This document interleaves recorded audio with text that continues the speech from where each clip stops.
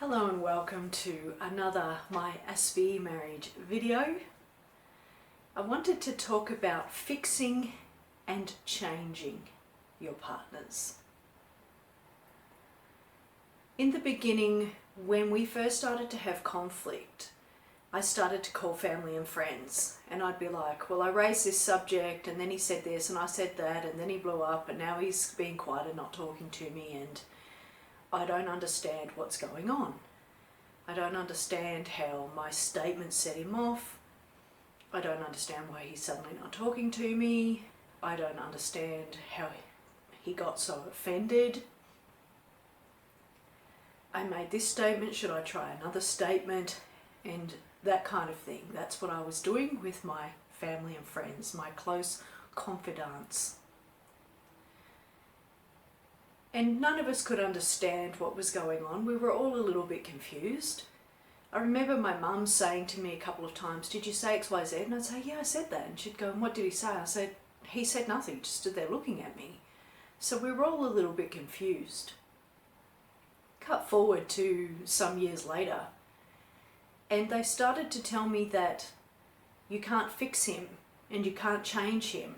And you're only in the relationship because you want to fix him, and you're not going to leave until you've fixed him, and you can't fix him, and therefore you're just going to be stuck. And I started to get a little bit agitated because I knew that fixing him wasn't my aim, it wasn't my goal, nor was changing him. It was mainly about trying to understand him. Why was he doing the things that he was doing? Why was he reacting the way that he was? Why didn't he do the neurotypical kinds of responses that everybody else I'd ever met did? So it was not really for me about fixing him. And I wasn't staying in the relationship because I was determined to fix him and wasn't going to leave until I did fix him. As I said, those kinds of statements, they bothered me, they annoyed me. I thought, y'all don't know what you're talking about. And they started saying things like, what do they say? That Psych 101 thing about how daughters marry somebody like their dads, and you feel like if you can fix your partner, you can fix other broken relationships with your parents and yada, yada, yada. And I was like, that's even further away from what I'm trying to achieve here. For me, what it was really about was trying to understand him. I wanted to know what made him tick. Why, when I said XYZ, did he flare up? Why then, after a flare up, did he go quiet?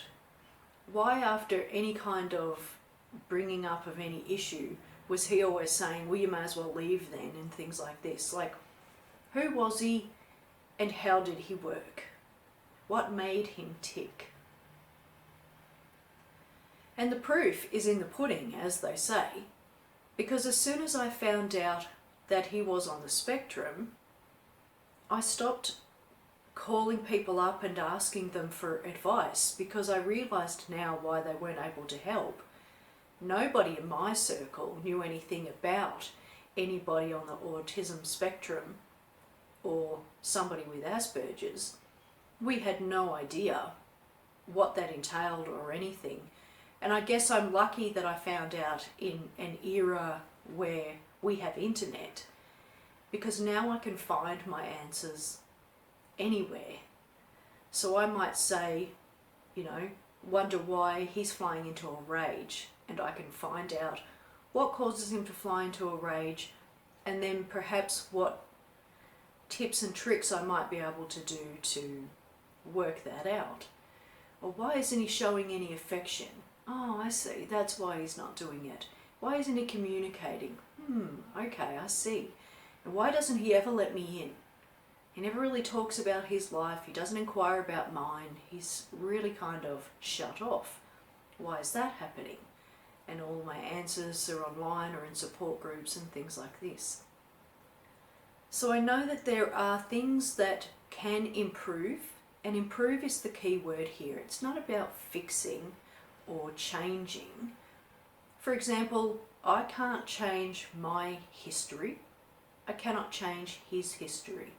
If he has trauma that triggers things for him, I cannot undo that. I can't change that.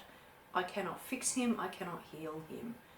That would be up to him to do himself and seek his own, treatments and help for that. So the key word is improve. And we have had improvements. Since we've started seeing the new counsellor who specialises in helping people on the spectrum, she's starting to work with him with regards to whatever it is that is making him angry. And I'm happy to report that he has caught himself a number of times in the midst of an angry outburst. So I'll say something, and as I've said before, I never know what's going to trigger him. I'll just be chatting away, say this one thing, next minute he's there. And the other day, that exact thing happened. We were on the phone, he's called me up from work, he's asked me a question, I've given an answer, and he started to get that voice that he gets, which after all these years I still cannot do, where he's sort of gone, bah, bah, bah. But he kind of goes, bah, bah, and then he stops. And then he says, oh, did you see what I did there? I caught myself. And I said, actually, I'm very impressed. I said, I did notice that, and I'm very impressed. That was very, very well done. And even the children were talking to me recently, saying something about Dad and his irritations and such. And I said, have you noticed that he's getting better? And one of the children said, yeah, he barged into my room the other day and started shouting something and then just stopped. And then started talking to me in a calmer voice. And I was like, well, there you go. So it is working. Whatever therapies and such he's doing with his counsellor, they are working. So it's a matter of knowing what things can improve and what things can't improve. He has gotten a little bit more affectionate over the years. He'll instigate a hug and a kiss. He will come up to me and start a conversation now and again. When I say a conversation, it's more like topics. He and I don't converse really, like we don't have D&Ms, we don't have flow and go conversations. That person speaks, it leads them onto this other subject, and then they're on that other subject, and then they're back around here, and you know how conversations normally go? We don't have that. We have facts and figures and perfunctory conversation. How was your day? What did you get up to? Oh, I did this. Oh, that sounds interesting. That kind of thing. So he's never going to be a D&M chatter. He's never going to be really warm and affectionate. He probably won't ever really be spontaneous and creative in the bedroom.